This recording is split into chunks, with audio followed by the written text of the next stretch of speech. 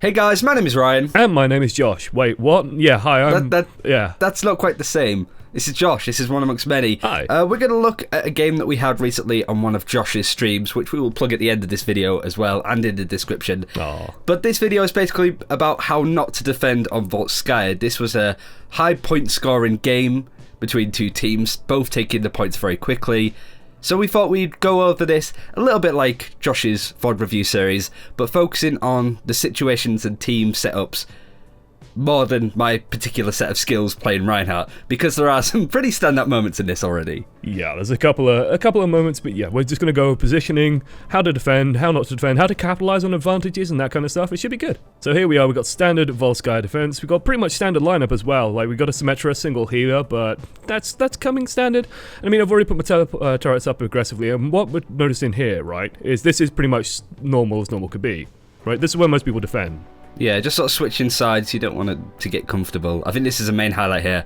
Let's not necessarily talk about what's happening here, because this just sort of needs some Benny Hill music on in the background. This is...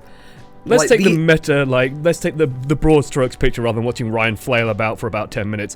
We've lost the Reinhardt on the front line, and they've lost a soldier, and of course losing the Reinhardt's the bigger thing, right? Even if Ryan got the kill there, he's still away from the team for a good amount of time, and you notice, like, you can see me running around. I've managed to put the teleporter up. I was over on that side just firing shots off, trying to create pressure, stopping them moving in on that side freely, and I did such a good job of it that I got my teleporter in about 1 minute flat, which is great, but then I was just away from the fight, and if I was there, I could probably help clean that soldier up. But unfortunately, we lost the Reinhardt. They didn't have a soldier, but losing the Reinhardt's a really big deal, so they can just push in, do what they want. And you could hear it in the voice comms at the time. I remember people saying, like, oh, you know, I'm getting killed, we need this, and it's just, there's nothing stopping them. You can see the Anna's complaining in chat for a very good reason, and that is that she had to be pulled over to me. She was in the room towards the end when the D.Va got in, and it just completely stretched the team. Now, this is what you see a lot of. This is the snowballing effect. The first point goes...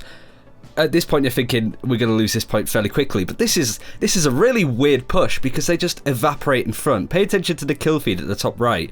So the Mercy goes down, that's a big thing, right?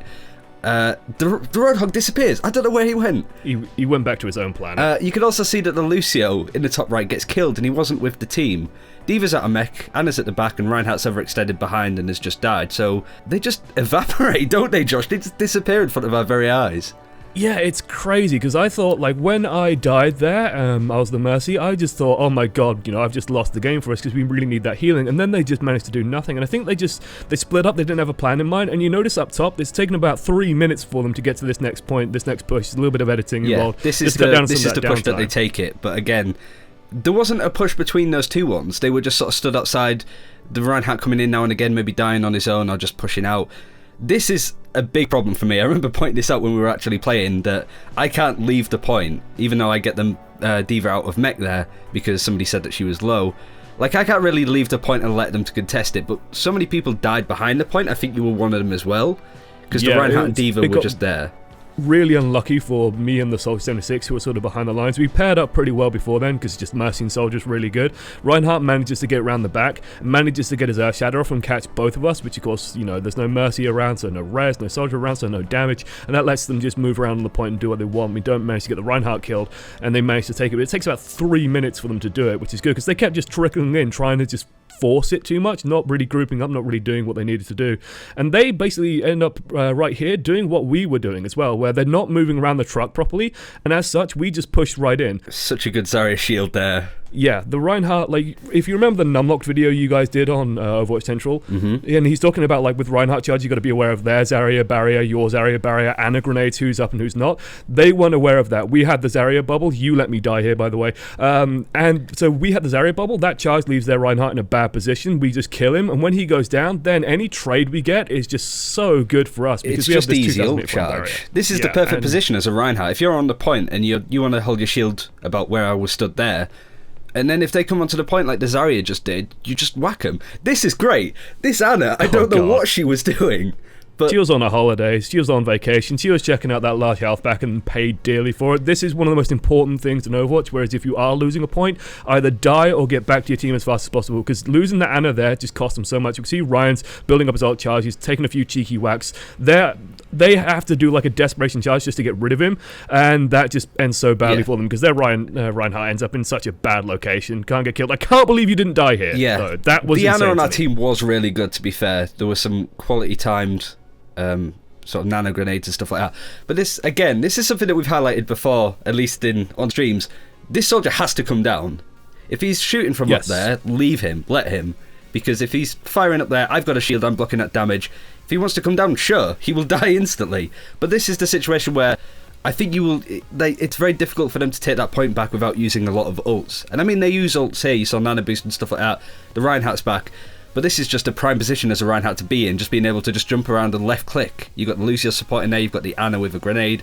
And once you get to that point of having a Reinhardt on the point comfortably, and you'll see it again here when they attack this point and we attack then afterwards, once the Reinhardt is hunkered onto that point, it's almost impossible to get them off it.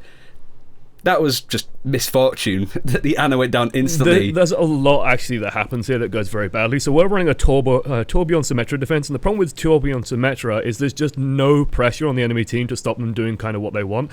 I was in the garage again, for example, and they I think just ran Soldier and Diva onto me. And even though I've got like 3 or 4 turrets in there to try and stop them running in, they just still run in, kill me, and there's no like the turret can't hit them. The turret's not even overlooking the point, so they could have just ignored it if they wanted. And they just managed to catch the Ana out. Okay, that's a bit unfortunate, but once I'm down, they could just push in, they can find all the space they want, there's nothing stopping them, nothing mobile preventing them pushing forward, and so they just cram themselves in and take the point. Because we're a couple of people down because they were sort of between the points, this Reinhardt was in this area for a good few seconds, nobody could initiate, nobody wanted to, so he just had his foot in the door, and now the whole team is here, and we're slowly losing people, and we eventually lose the point. Again, it's the ult advantage. The problem with trying to stall it over a certain amount of time is you're giving them more targets to hit. Which is, I guess, is probably the reason why they didn't take it in the first round, is that we kind of gave it up so cleanly. And you see, when we attack next, you see the enemy team do it this time, they just go, right, leave it. We're not getting that, don't try and contest, or you're just giving them ult charge, and they will come in with the advantage. Good Earth Shatter, but there's just no way to follow it up. It was just, when you're in that situation, it's a panic ult. You would have had to charge there to get past the body block, and even then, there's no way you're killing like 4 targets with Bro Shield on them. There's no way all that's going down, so it's kind of academic. Still, like, good push by them, good clean push by them, slow transition by us. I talk a lot about Symmetra Tourbillon being maybe the future, but in tank meta, I don't like it as a combo still. Next time we're pushing in. This to them is a critical mistake by them. So they're running a Mei this time. Good baiting of the Mei wall, just standing in the choke point, getting lifted off and backing off.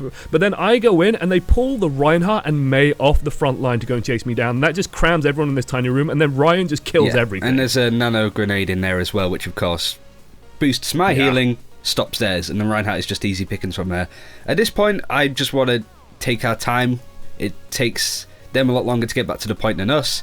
And I don't want the Ana to die. So we still had our foot in the door, and now it's like, okay, it's go time, we can push in. The Lucio's just trapped in a hole, and I've got 90% ult charge, which is a lot more than before. Again, if they could be rushing onto the point to stall it, but then I would have my ult for the next push. And we don't push it as cleanly as well this time. Yeah. Although maybe you're noticing a pattern here as well with each of these first point defenses where it just feels like teams are losing because they're not moving around that truck properly. They're not sort of adapting to where the enemy team is pushing correctly and sort of positioning themselves opposite the enemy team to stop them moving in. Each time we just sort of crowbar in, or people just move into a silly place. Here, this is goddamn beautiful. The Sleep Dart comes through, Ryan capitalizes, gets set up for a perfect Earth Shatter, catches absolutely everyone, and things are going okay, and then he sort of gets caught out on his own and dies. Feels bad, man. I guess as a Reinhardt, you want to be the centre of attention. We have a Tracer, we have a Genji. So whilst I'm on the point swinging, being like, look at me, which typically a Winston would be in a dive composition to be really in their face, you two are just able to clear up. The Zarya can snowball easily because that's what Zarya does with high charge. It's very easy to take that into the fight. But it is just being able to get behind them to pick them off, and again, it's just... Yeah, it buys me and Tracer time to basically find targets, whittle them down, start getting kills, and then once the Genji starts snowballing, once the Tracer starts getting rolling, it just gets so easy for us to start cleaning up. And here, this is easy for you. Even this is the only threat present. You could just barrier up, no problem.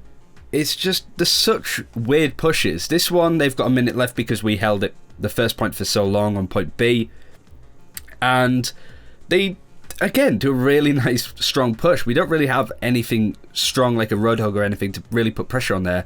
That's a really good pin. That's a perfect pin for a Reinhardt, really.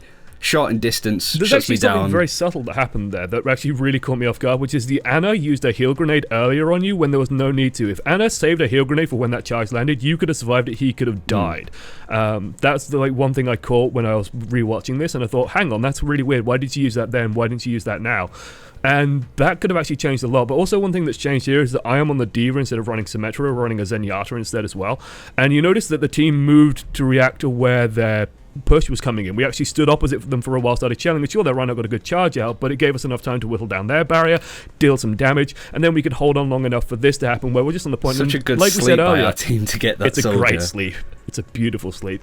But like that soldier, he's being annoying, and as the D.Va, I tried to deal with him, and he managed to blow me up. But we can just leave him up there. As long as Ryan's still on the point protecting people, he has to come down eventually when overtime ticks in, so we don't actually have to go desperate chasing around, trying to go through all the flank paths, trying to get up to him. We can wait by our time, hide behind the barrier, and start cleaning up like this. Wonderful. Yeah, it's such a strong team as well to have a Reinhardt be able to drop his shield and to swing at people close up. This is our final push. I don't really... Yeah, we're sort of looking like, what the hell is the D.Va doing?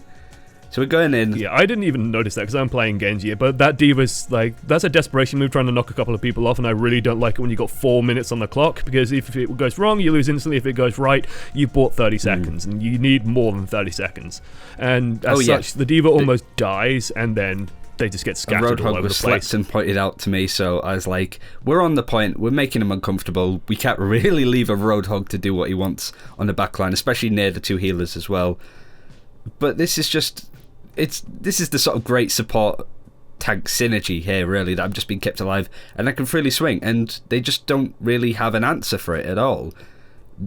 This is where you obviously need to stall, because if they don't, they lose. But again, we just didn't really see them show up at all. There was no...